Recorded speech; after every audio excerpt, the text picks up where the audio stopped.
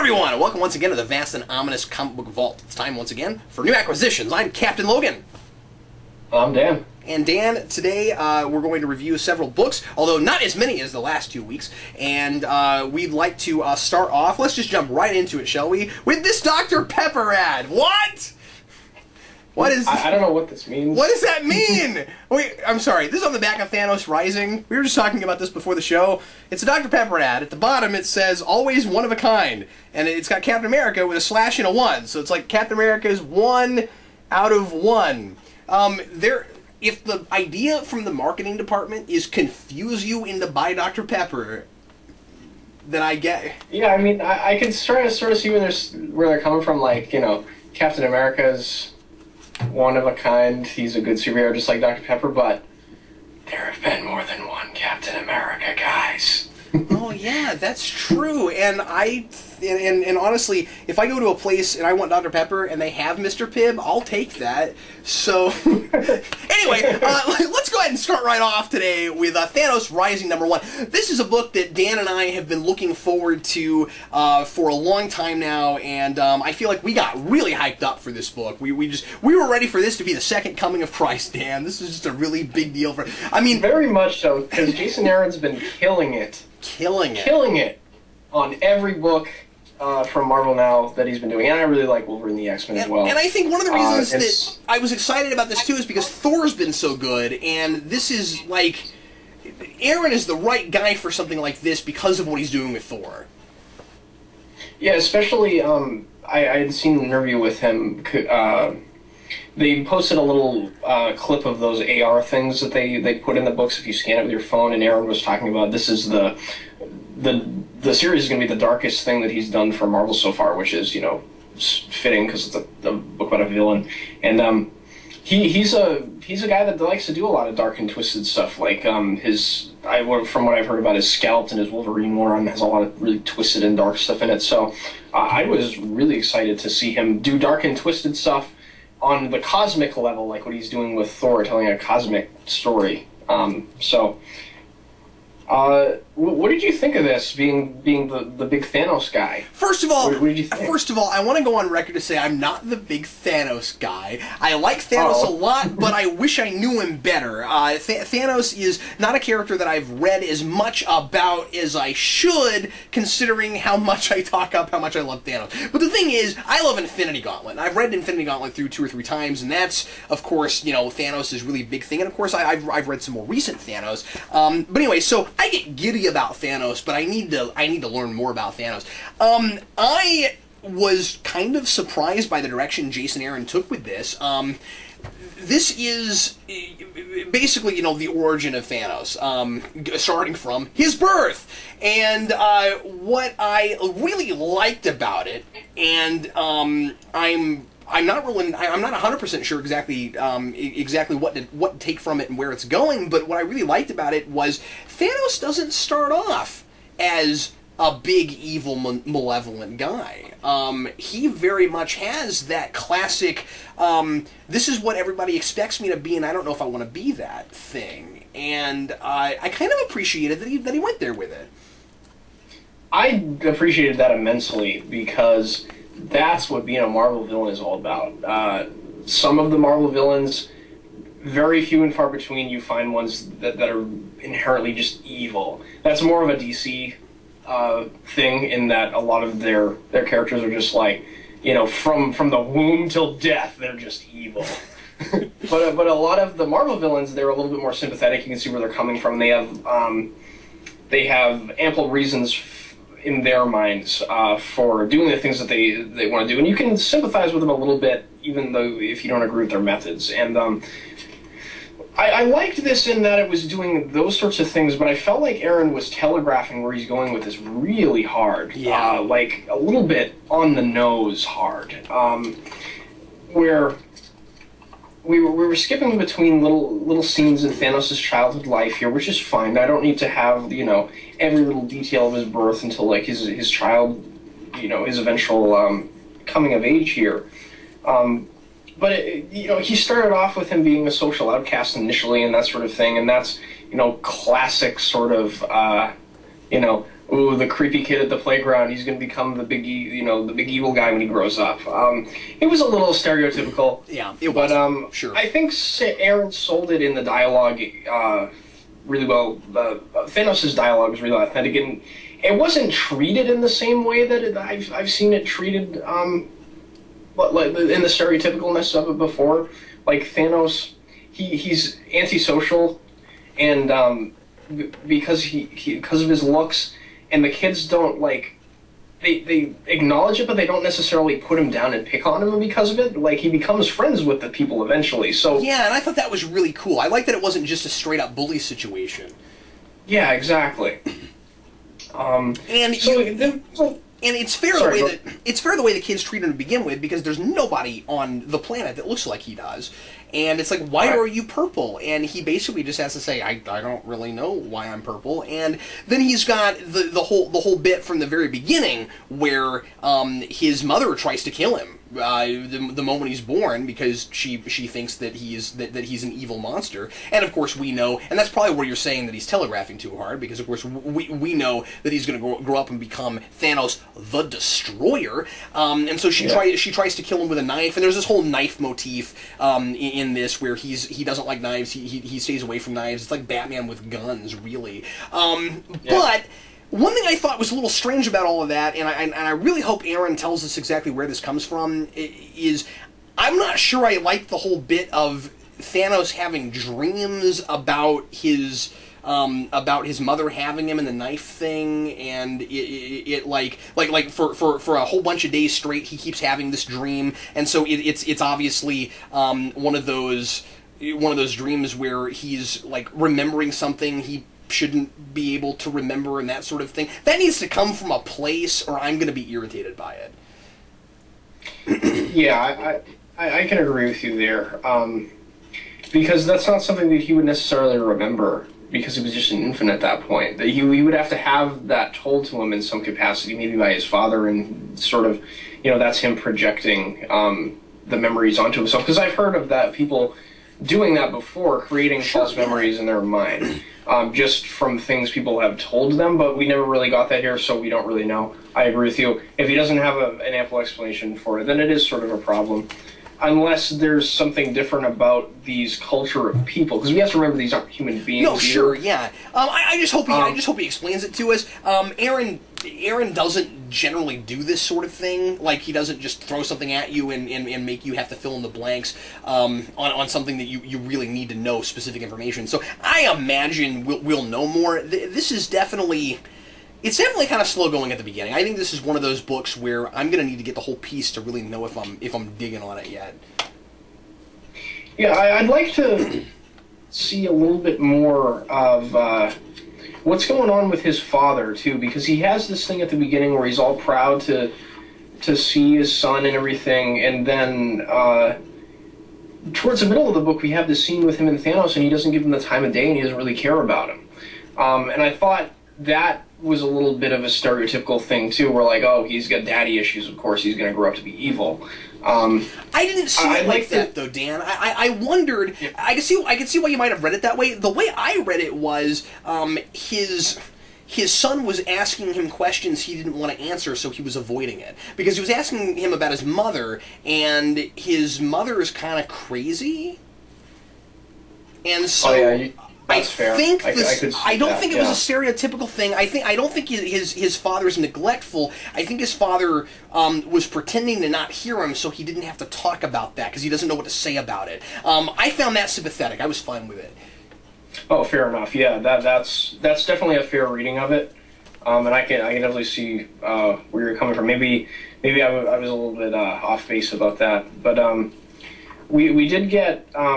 A little bit of Thanos' hand being guided by this girl in here, and it's going to be interesting to see.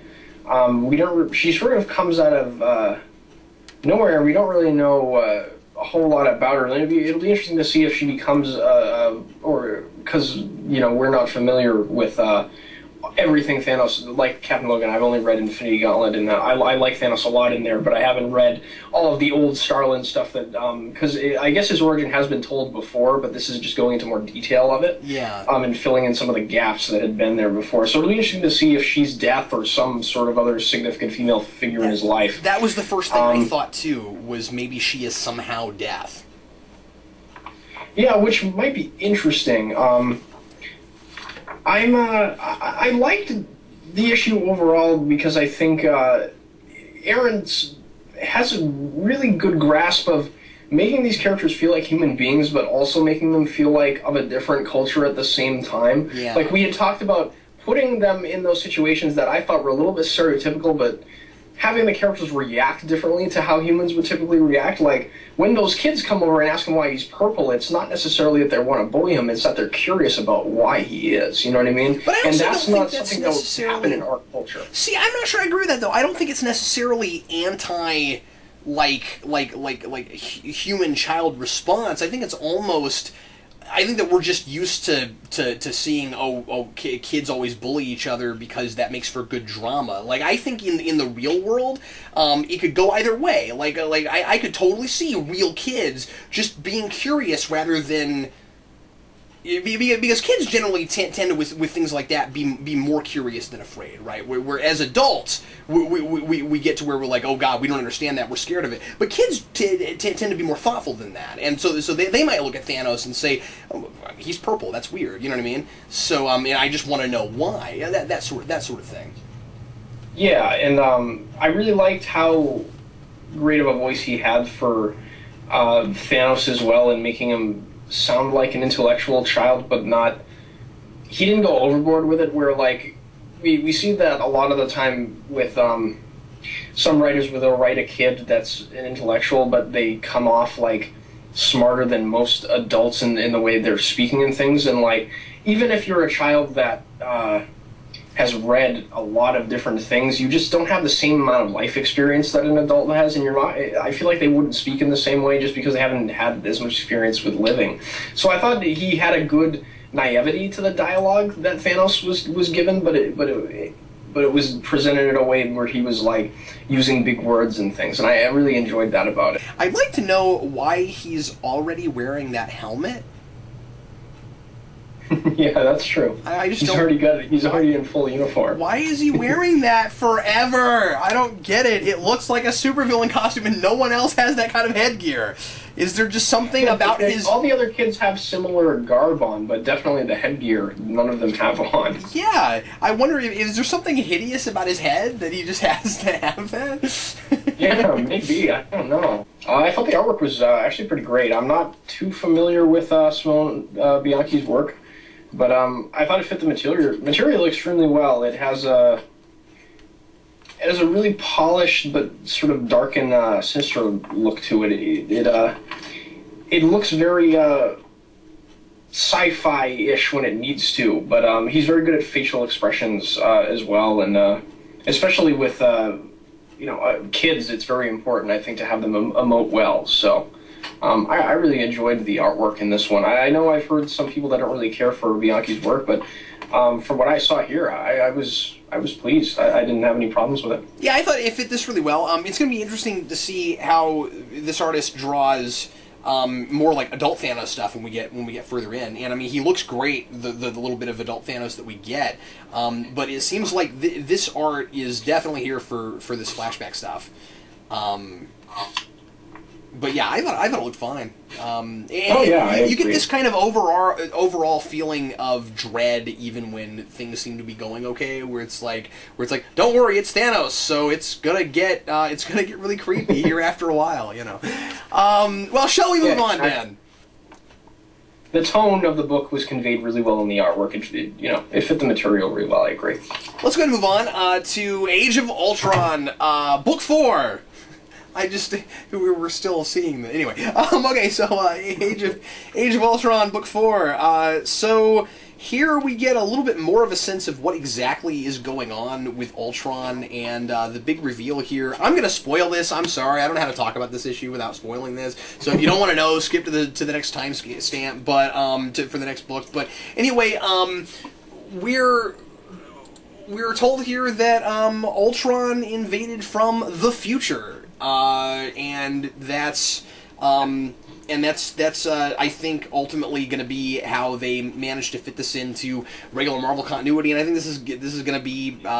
I really think that, Dan, this is going to end with just, hey, we fixed continuity, and I think this is going to become really superfluous. But that's just me. What did you think? I thought it was interesting. I think we're finally getting to the heroes actually doing something about this threat, which is nice. I feel like this is where I would have liked to have gotten by the end of issue 2. Yeah. But I think the scenes that we get with Luke Cage and She-Hulk especially, I thought were exciting. We got some big dynamic action for Brian Hitch to draw, which is nice. It's not just all talking in this issue. We did have some action going on. So for people that weren't enjoying the talky pace of this, you do get some of that here, which is cool. And in the very opening pages of the book, and what is it, like the first 4 or 5 pages, we already have a major death of a character happening here, which came as kind of a shock to me. I don't know. Bendis is doing a good job, I think, of establishing how high the stakes of this whole thing are, and I think that's why he's taken his time so much with this. I do appreciate some of the little scenes that he has here with Black Widow and Moon Knight, just talking about the situation that they're in. It's kind of nice to get the small little character moments with these characters, and Bendis, that's what he does, that's what he knows. So I can't really fault him for being a talky comic book, because that's kind of what you sign up for when you buy a Bendis book. So I mean, I don't know, it's moving a little slower than I would have liked to have seen, but I thoroughly enjoyed everything I read in the issue, to be sure, I suppose. I think this is a book that's going to feel much better as a trade book. I would agree. If you trade weight this, it'll probably be a much more enjoyable experience for you, which has been typical of most Bendis Avengers things. So I agree. I don't have much more to add. I'm still just. I mean, like, the dialogue is getting you along okay. I've got other Bendis books for that, with things that I'm already invested in. I'm having a hard time telling why I'm supposed to care about this, because it's clearly not I mean, it's not a what if thing, so it's not its own thing, and if it's regular Marvel Universe, then it's going to get wiped out anyway. So I'm just having a tough time caring right now. I'm waiting to see what the point of this is before I can really get invested in anything like characters dying and things like that. But that's just kind of how I feel about it right now. Well, Angela's coming at least. That's true. I mean, she'll be. I know I've said this before, but wouldn't it be really funny if we got to the end of this and we found out that the whole point of this was just, hey, look at Angela. They've had it planned for years. Like Bendis has been seeding his entire Avengers run for the return of Angela to the Marvel Universe. Like, that's the only thing that will hold from this, is just like all of this Ultron stuff will get wiped out, all the characters will come back into existence, but Angela will show up and she will be the one thing that stays. And I'd love to think I'm joking, but I think that's possible. Anyway, well, let's move on, shall we? Venom, number 33. I think Cullen Bunn has really found a stride on this book. Dan, I'm really, really happy with where it's going. I think he's got a great mix here of personal stuff for Flash Thompson and big action stuff. I really, really enjoyed this scene with Flash Thompson going to kind of an AA meeting, and how everything he is saying, because of course he can't talk about what's really bothering him, so everything he's saying about his alcoholism is actually in his head, about all the complicated things about being Venom and all these other things that are kind of messed up in his life, and he's still dealing with all this isolation of being kind of by himself. He doesn't have any friends, being in this new city, and I really like the conversation he has with Beast, and about how they're both in a similar situation to a degree, in that they're not really Avengers anymore, and they're kind of in a different chapter of their life and all of that. This is a really dense issue. There's a lot going on here, and the Eddie Brock stuff is both exciting and really violent. Like, really violent. Yeah, it's extremely violent. I did enjoy this issue, maybe not as much as you did, just because I thought the AA meeting, that whole scene, while I did think some of the dialogue in that scene was good, I thought we were retreading the same themes that he had just covered in that .1 issue that he did, where he was relating alcoholism to the symbiote thing a little much. Okay. We had just seen that not too long ago, and like, while it's a theme that I'd like to see permeate the book, I don't think it needs to be stated every 3 or 4 issues or whatever. That's so that's something that I was a little hesitant about. But other than that, I thought the conversation with Beast was great. I think the villain that they have here, not Toxin, the guy that's being controlled by the aliens and is just sort of, or whatever the technology is that's controlling. I'm not really sure if we know what that is yet. Yeah, but, I don't know either. I thought he's really interesting because he has a nice parallel with Venom in that Flash Thompson doesn't really know if he's just being controlled by the symbiote in a subtle way and just going through the motions of what the symbiote wants him to do, or it could be the reverse, where the symbiote is being controlled by Flash. He's sort of an embodiment of that relationship, and Flash doesn't really know where he's at with that, which is really dangerous, and makes the book much more of a personal. It gives Flash a real big personal stake in this whole thing that I really enjoyed. Yeah, I think Cullen Bunn's voice for this character has really improved since the first issue we got, where we had Flash sort of complaining about his duties and stuff in the first issue. Where here, he feels like a soldier, a guy that's gonna do what he's gonna do. And he talks a little bit about how maybe he'll put this alien guy out of his misery just because he can't really figure out any other way to help the guy. So yeah, I thought all that stuff was really good. This is a book that I sort of forget how much I like it every time I pick up and read it.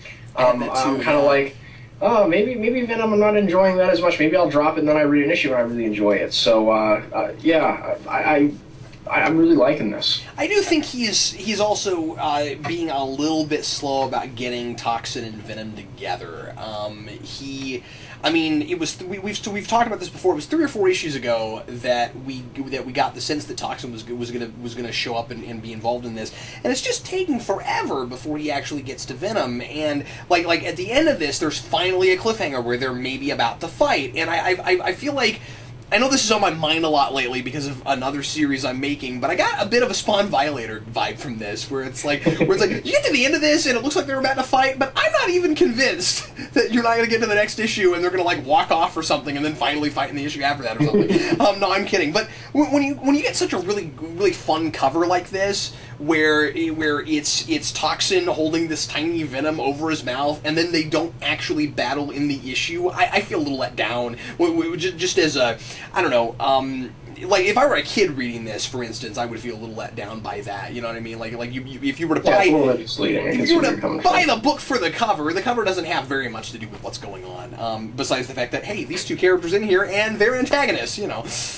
Not to say that this book hasn't had misleading covers before. I mean, the #1 issue of this book was hulking big Venom, and then he didn't look anything like that in the book. So. That's a great point. That's an absolute great point. Yeah. Well, hey, your reservations about this are absolutely valid, and this is one of those things where, with what you were talking about with the AA meeting, where reading it month to month, I wasn't really thinking about the .1 issue again. If I were to read these all together, I probably would feel that way. Where you get to it and you're like, did we just tread that? Yeah. So you're absolutely spot on about that.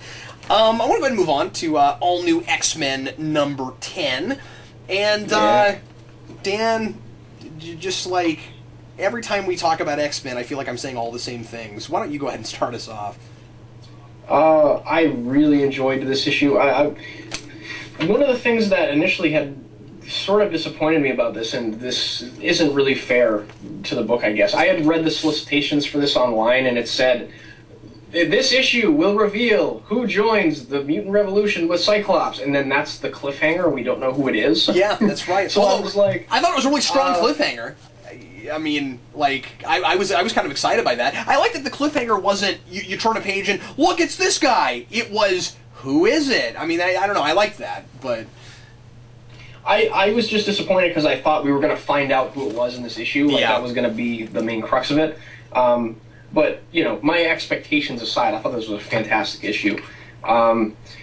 I really, really liked the conversation that Cyclops has with his future self and everyone about how the responsibility of this Xavier thing is going to fall, and who's really responsible for it. And Cyclops saying that, you know, he's, you know, even if he did do this thing and if you blame him for it, why can't you be on board with him trying to fix that problem in the way that he sees fit, just like Beast did by bringing the X-Men into the present. He has so many valid points in when he's talking to them, and they just don't want to hear him because of the actions that he's done. It makes adult Cyclops a much more sympathetic character than he's painted by the other X-Men here, and it's interesting how eye-opening that is for the young Scott. And man, it's just so cool seeing the young Scott interact with his future self. I never thought that was an idea that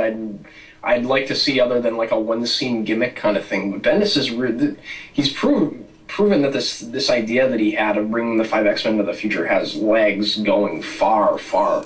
It does, yeah. Much farther than I thought, anyway. Both sides have really good, really valid points, and both sides feel to a degree hypocritical. You know, Beast. I really like that Bendis doesn't just let Beast get away with this. You know, there's been a little bit of questioning going along about how moral of a choice it was to just go yank these people from the past and bring them to the present and kind of muck around with time like that. And now he's actually being confronted with it directly, and he doesn't really have an answer. You notice that? I mean, he and Cyclops both. I can't believe the parallel that Bendis is making between these characters, because it's not something I would have ever thought to do. Like he's got Beast and Cyclops both on their sides, basically saying, I shouldn't have to explain this. It's obvious that I'm doing the right thing. It's obvious. Just look at it. I'm right. And me as the reader, I don't know that either of them are right. You know, I don't know that Beast made the right choice, and I don't know that Cyclops is right about the way he's looking at the Phoenix Force. And boy, I love how on the fence this book is making me about who I'm rooting for and who I trust. You know, because I sit here and I read this and I'm like, well, Cyclops got a good point about how the Phoenix affected him and how he would never have killed Charles Xavier. But then they've all got the other side has a pretty good point too about how, well, about how he reacted as soon as he got the Phoenix Force, and how quick he was to try to remake the world, and how the other 4 didn't all react exactly the same way he did. And I think that's a really important point that I hadn't really thought about that much before, where Cyclops wants to say, oh no, it was the Phoenix that killed Charles Xavier. Well, the way you acted with the Phoenix was not precisely the same way the other 4 acted with the Phoenix. And so I mean, like, both sides have an argument, and that's so indicative of classic X-Men. Yeah. Because with X-Men, it's a thing that you never want to. Obviously, the X-Men are going to be the stars of the book and be the quote-unquote heroes, but you never want to paint anyone with a black or a white hat. Yeah. It's such a gray and much more complicated thing than that. And Bendis is doing that so well. He has some really interesting intrigue going on with Mystique and Sabretooth in the background here, too, and that looks like it's going to come to the forefront soon. Man, I can't get any more excited about this. And I like that we're getting more about Mystique's plot, and that some of the other characters that are helping her out are more in the forefront, like Sabretooth now. And you've got this whole thing at the beginning where Mystique is trying to frame the X-Men and make everybody not only make the humans not only more suspicious of mutants, but the X-Men specifically. And interesting that they go as the 5 original X-Men and then a couple others. I thought that was interesting. That was the choice. Because it seemed to me, and this might be a stretch, but it almost seemed like symbolically she's trying to say, look, the X-Men were always a bad idea. Here's the originals, and they're here now, and they're causing all this havoc. And I thought that was great. Can I make one huge complaint about this art, though? I love Amonin most of the time, but I cannot stand the way he's drawing Wolverine in this issue. His face looks really weird in a couple scenes, I agree. In a lot of scenes. Like, the first time I noticed it, I was like, oh, that's one weird panel. And then as I kept going forward, every other panel with Wolverine drove me absolutely bonkers. Yeah, he almost looks of Asian descent in some of the panels. It's weird. Which, you know, if Wolverine was an Asian character, that'd be fine, but he's Canadian. You don't want him to be looking like that, you know? Yeah, one of the interesting things about the Mystique thing that you brought up, which I think is cool, it's almost like Mystique is manipulating the various X-Men teams into fighting against each other. Yep. Where the perception of Cyclops' team is that they're, for a lot of people, is that they're the new Brotherhood of Evil Mutants because they are, you know, the rebellion. They're Magneto's on their side. They're trying to further the distance between mutants and humans, and that he wants to protect mutants because he doesn't think that peace is possible anymore. He's become much more cynical about it. Whereas, like, Mystique is sort of pitting them against each other, and it's making maybe a bigger point that, like, you know, if these people don't work together, the real Brotherhood of Evil Mutants is going to get away with something that's terrible. That's a great point. Yeah, it's important that we don't just have two X-Men teams, and that it's not just a good X-Men team and a bad X-Men team. We've got this totally splintered group, and then there is a group of bad guys, and they're doing stuff, and no one's paying attention to them. Yeah, exactly. Yeah, that's a great point. I'm glad you brought that up. About it.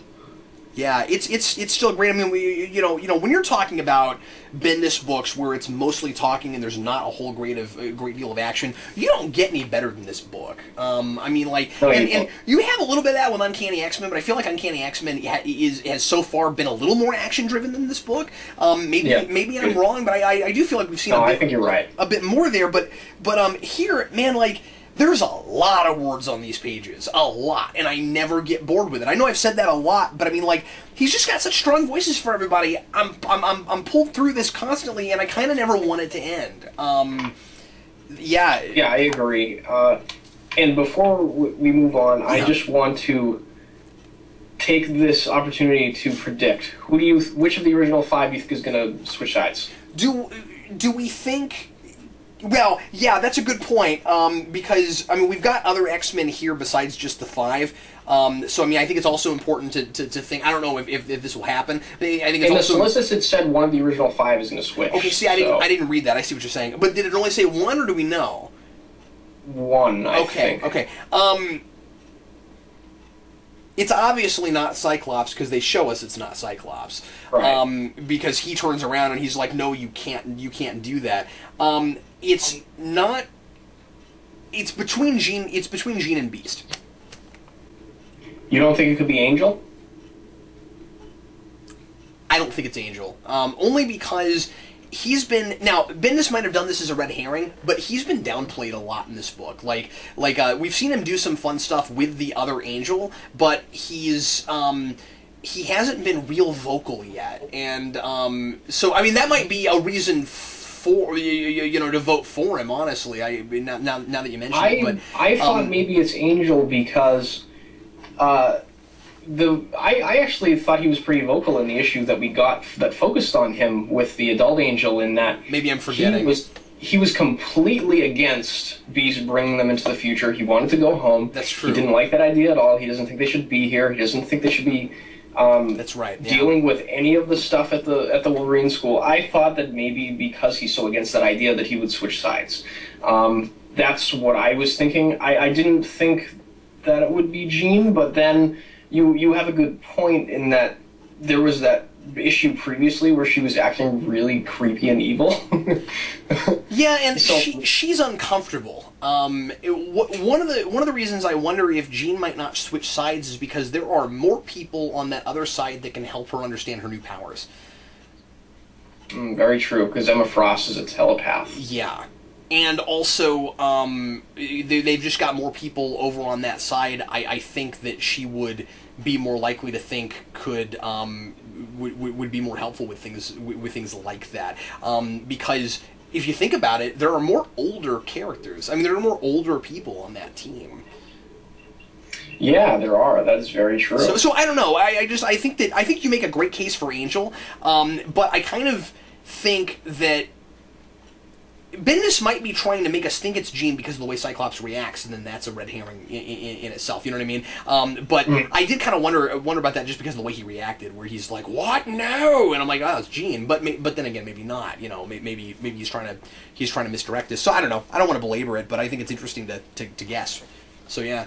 Yeah, exactly. That's what I wanted to do. Each of us sort of take a guess and then see if we were completely off base, if one of us was right by the next issue. All right, cool, awesome. Well, I'm voting for Jean. So yeah, you vote for Angel. Okay, so we will see. So now let's go on to solo books. And did you want to start, or am I starting? You can start. Okay, I'll start. So I guess the first thing I'll mention, just because I buy these, I always say this, I buy these because I collect them, not because it's necessarily very good. Today, Spawn number 230. This is yet another of McFarlane's parody covers. I don't know how many more of these he's doing. I know I read in a letters page a couple issues ago, he said he was almost done with these, so I don't know. But I tried to look this up, I couldn't find it. This is a parody of, I think, a late 80s Batman cover. I'm familiar with it. I don't know what issue it is. I think it's really pretty. I really like it. But it is kind of interesting, though, because it looks like a Batman cover with the moon in the background. It looks like a familiar image. Maybe and also with maybe it's a Brayfogle cover? I wonder, yeah, and also that logo. That was the Batman logo from the true, stuff. Yeah. But anyway, you know what's kind of funny about this though is that he's not only, of course, because these are parody covers, do they have nothing to do with what's in the issue, but that must be Al Simmons' Spawn because that looks like Wanda. So I just think that's kind of interesting that he did that. But all right, whatever. So, what do I have to say about this issue?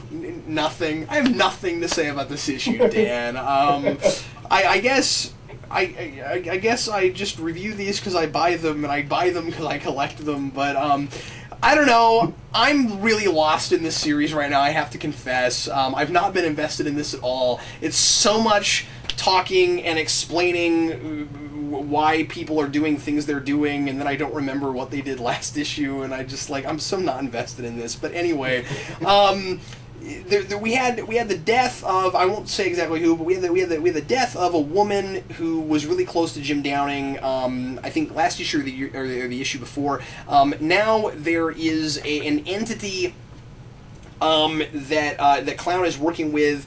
And I forget exactly who it is, but that takes over her body, and now she's walking around and alive again, and that's going to be a thing. The one thing I really did like about this issue, now that I'm remembering it, the one thing I did really like about this is there's some interesting commentary going on about the Catholic Church, and the Catholic Church tries to get Jim Downing to join them. And to try to manipulate everybody in all of their members, in the Catholic Church, into believing that Jim Downing is is part of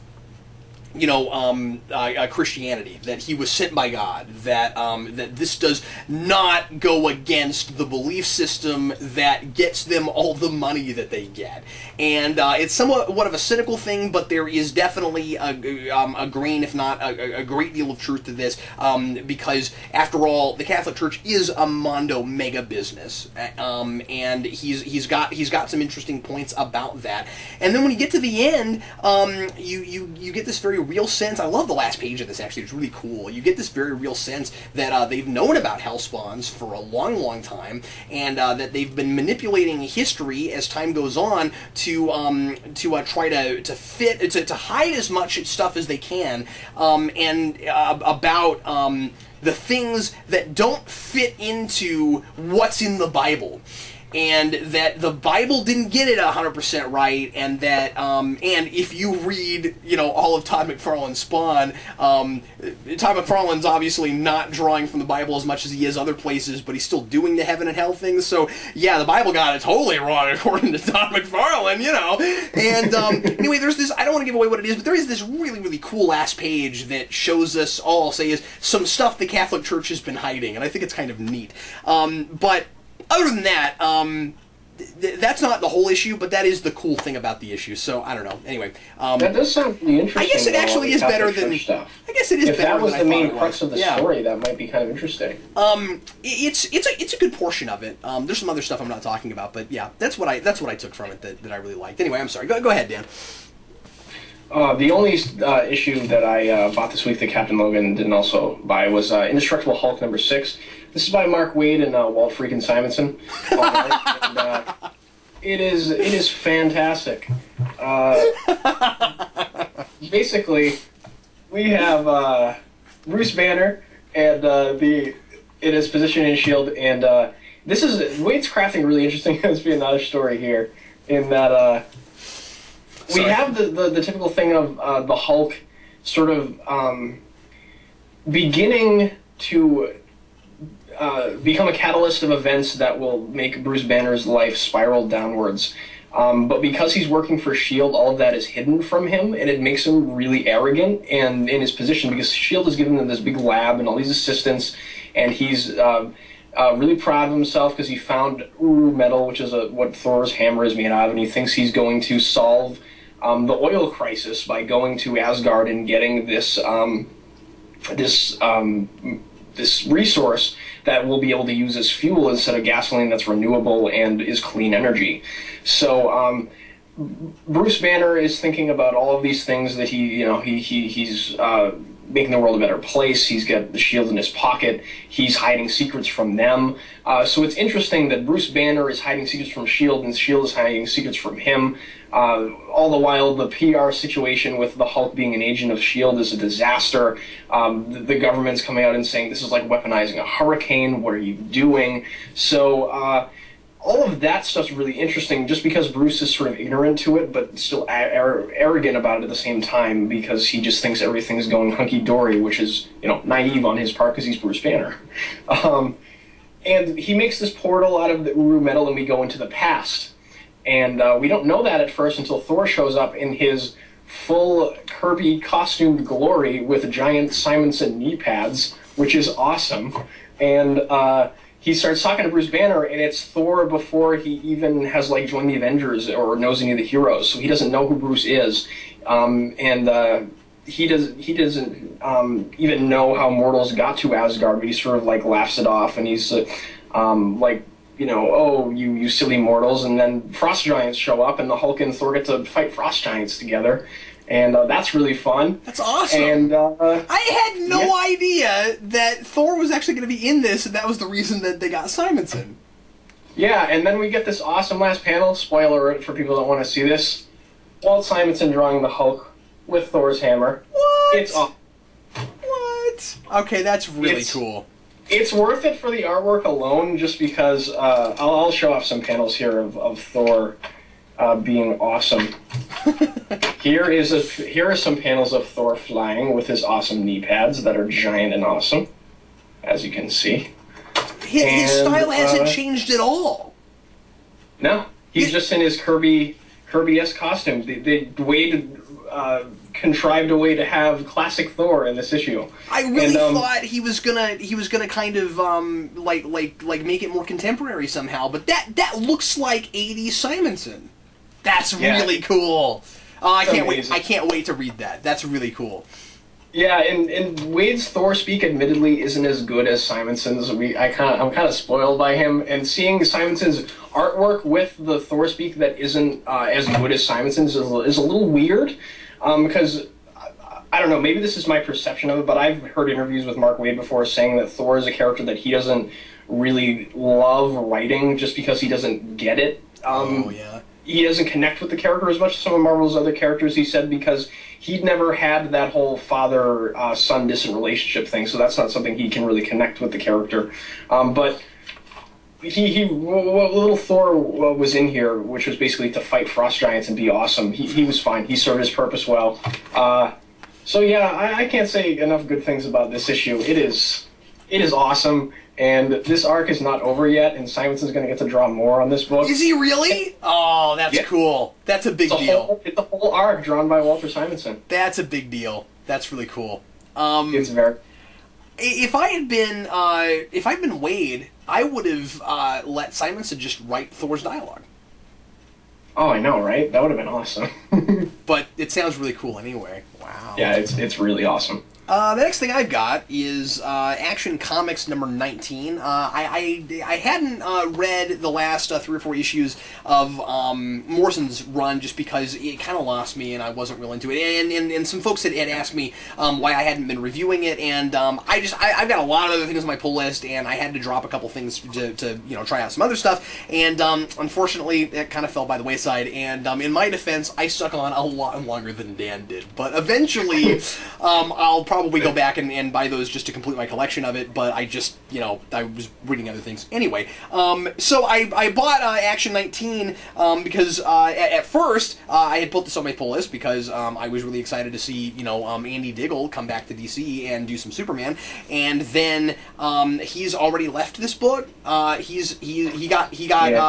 had a huge falling out with someone at DC, and there was another big editorial thing, and I don't know, I guess, because he's not really explaining what exactly happened, but he and someone else left at exactly the same time, and those two people were on different books. So, you have to assume it's probably an editorial thing. I don't want to go into that, but I was curious about it, and who knows what this is going to be like going forward since he left.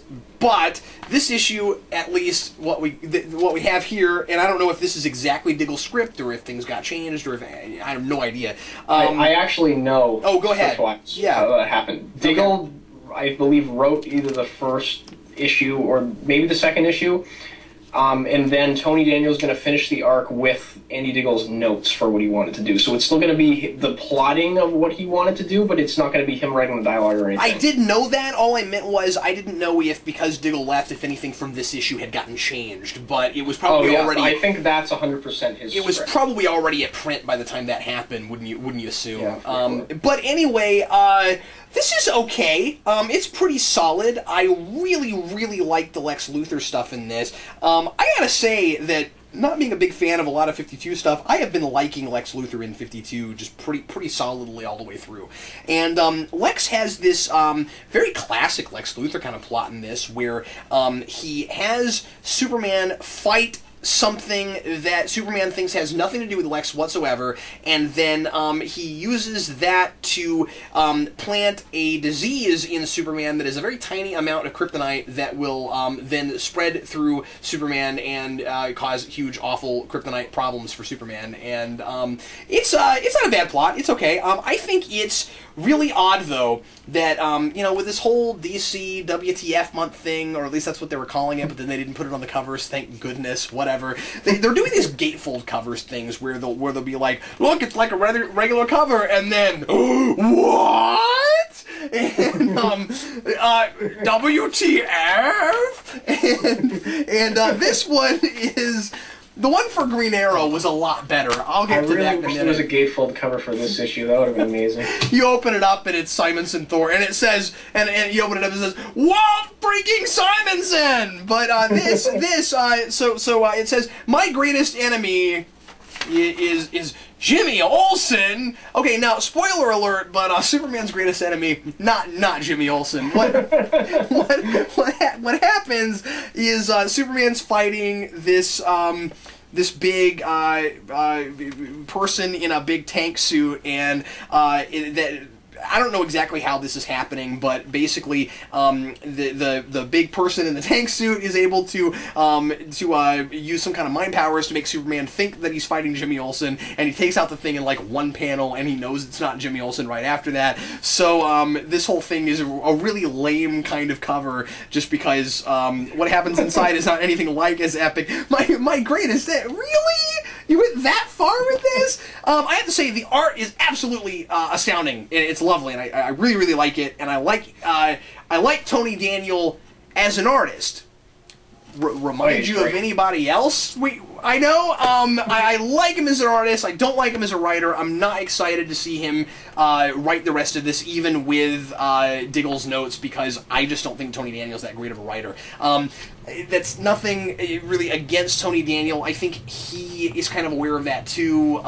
He's you know, he's been happy when he's been writing and drawing something to let somebody else come in and write it for him so that he can focus on drawing. I don't think he's a terrible writer. I'm not, and maybe he'll do better with somebody else's notes. I've generally not been a big fan of concepts he's presented in say, Batman books, but yeah, for sure. But whatever, he's one of the best artists at DC, I think. I've always thought that. Oh, yeah. And definitely. He draws a mean Lex Luthor, man. He's just, it's really great. Oh, that's awesome. Yeah. I really like the return to mad scientist Lex Luthor. Oh, I didn't expect to like that as much as I did when Morrison did it. Well, what's great about it is it's kind of an amalgam of those two things, right? Like, he's still a tycoon. He's still, well, not really, but I mean, like, he's still really manipulative. He's got that, like businessman, or politician mentality about the way he sees people. Yeah, and how he can kind of move them around like pieces on a chessboard, and he'll say one thing and it really means something else. And that's what I always loved about Lex Luthor, so I'm glad we didn't lose that at the same time as he's also back to being a super scientific genius. And I don't think those two things are not mutually exclusive. I think they can be, and I think it works really great with Lex. Agreed. I didn't expect to see as much Lex Luthor in 52 as we've been having, and I've been really happy to see him have such a presence lately. And he had a presence in Supergirl last week, which I reviewed, which I really loved. So yeah, you know, guys, you keep putting this version of Lex Luthor in your Superman books, and I'll keep buying them because I love it. Anyway, so this. I'll recommend this book, if nothing else, for Lex Luthor, and if nothing else, for the way Daniel draws Lex Luthor. Otherwise, it's not the way Diggle's writing Superman. It's okay. It's not great. It's not awful. I'm actually not as upset about Diggle leaving now that I've read this as I thought I was going to be. It's not bad. It's just, you know, it didn't blow me away or anything. Next up, I'm sorry. Go ahead. I was just gonna say, maybe it's sort of a blessing that it didn't blow you out, you know, blow away your expectations. If you know, that after that whole editorial thing happened, it would have been awful if it was an amazing issue, and then you're like, oh, yeah. And then of course it could be another one of those things where you know, editorial made him make certain changes before he even left, and maybe he had better thing. I don't know, but again, it's okay. It's not awful. But anyway, here's Green Arrow number 19. So this is a better WTF cover. Look, the shocking truth, and then you open it up, and about the death of Green Arrow's father. Okay, spoiler alert! Spoiler alert! Jimmy Olsen is not Green Arrow's greatest enemy. No. But I'm sorry. This gatefold cover actually has everything to do with the issue, and it really is a big, cool reveal. And luckily, it's technically on the cover, so I can sort of, kind of talk about it. So we find out that this villain, that this Archer that Green Arrow has been fighting, was actually responsible for the death of Green Arrow's father, and that he didn't just die on the boat or whatever, like Ollie always thought that he did. And I forget, what is the name of this villain? Why can't I remember? He's Komodo. That's right. And anyway, there's all of this really cool paralleling of like like children and their parents, and children trying to live up to their parents, and you've got Komodo's daughter coming in when her father told her to stay home to help him fight Green Arrow, and she's actually a real threat to Green Arrow, and it turns out that it was actually really helpful to Komodo for his daughter to just suddenly show up and start pouncing on Green Arrow, and Oliver at the same time, it's almost like he's in a really bad shape because he doesn't have a parent left to look up to. He doesn't have that kind of guidance, and it's almost like we see this father and daughter that are kind of sort of in sync, not entirely in sync, because obviously she's kind of being somewhat belligerent, but I mean like she's got this guidance, you know, and he doesn't, and that's the bad guy, you know, and that's the guy that's like destroying Oliver's company and knows who he is and was now apparently responsible for the death of his father. And we're going back to that island stuff. And Oliver can't decide how he needs to handle himself as a Green Arrow. He's afraid that he's been too cocky, so he's still kind of that way, and he starts like overthinking things, and he says, you know, I keep thinking too much. I keep messing things up because I'm making too big of a deal out of things, or I'm making things out to be like more complicated than they really are. So I'm just gonna go with my gut. And then there's a scene where he does that, and it totally backfires. And he's just so out of control right now. And there's this great... I'll tell you real quick about this. There's this great scene where he says, you know what, I'm going to stop overthinking. I'm just going to do. And he pulls out an arrow, and he and Komodo both draw their bows at the same time, and they shoot at each other, and he grabs the wrong arrow, and it's an explosive arrow, and it hits the other arrow, and it blows up, and they're both on a roof, and anyway, it's really exciting. It's really fun. Stuff. It's really good. And again, we've got this great classic, you know, 80s kind of Green Arrow art. I love the way the color is used to denote certain kinds of feelings and ideas, and how it's the colorization is not consistent from panel to panel because it's doing different sorts of things. Anyway, I can go on and about it, but this is fantastic, and this is absolutely the best issue so far in this new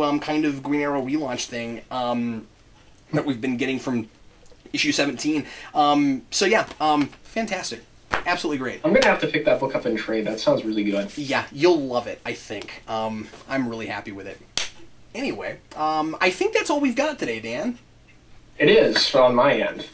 Well, at least. Everybody, thanks a lot for watching New Acquisitions. Really hope you enjoyed it, and do yourself a favor and go pick up some great comics, because there's some really good stuff that came out this week. Are we going to do Pick of the Week? Oh, I'm sorry. Well, you know, I introduced that last week, and I forgot all about it. But it looks like you've already got yours, Dan. Could there be any other book to choose? It sounds like if I had freaking read that, I would have chosen it also. Mine is Indestructible Hulk #6, in case you guys couldn't see. I think for my money, I'm going to go with Green Arrow 19. I think that was my favorite book for this week. And nice. Also a book I think that even if you didn't read the first 2 parts of this, you could still pick up and probably enjoy quite a bit. And I think that the same is maybe true of yours. Oh yeah, it's the start of a new story. All you need to know is that Bruce Banner has a laboratory with S.H.I.E.L.D., and it's that accessible, so... Awesome. Fantastic. Well, thanks again, everybody, for watching, and if you ever want to send us anything to review on the Comic Book Vault, you can always send that to our P.O. Box. That's Geekvolution, P.O. Box 14183, Lenexa, Kansas 66285. We'll be back with you again next Friday with more brand new comic book reviews. I'm Captain Logan. I'm Dan. And we'll see you later. Happy reading.